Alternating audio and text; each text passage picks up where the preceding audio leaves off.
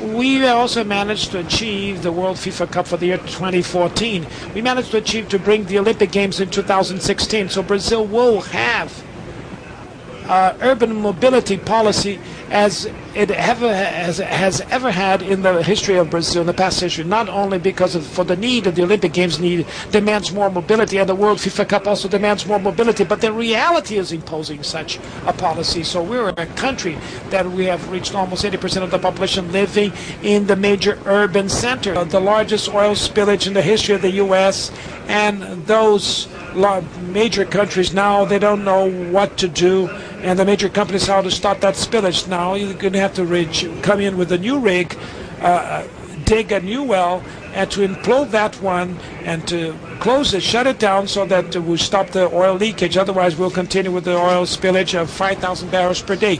And I think it's funny how the press is treating this issue. Imagine if it was Petrobras that had that oil spillage. Imagine if that happened in the Rio Bay, the scandal that the developed world would have made against us.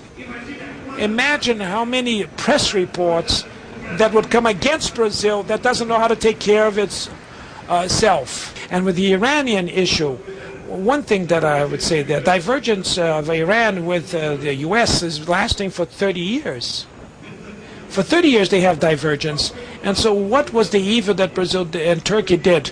Well, what we did is to try to convince the Iranian president to sit on the negotiation table to negotiate. That's what they wanted to happen. That's what the U.S. wanted. And when Iran accepts to go to the bargaining table, they say, no, now we don't want it anymore. I can't. So I can't imagine this. You can't develop international policies, international politics to do things if there's not mutual respect in our relations.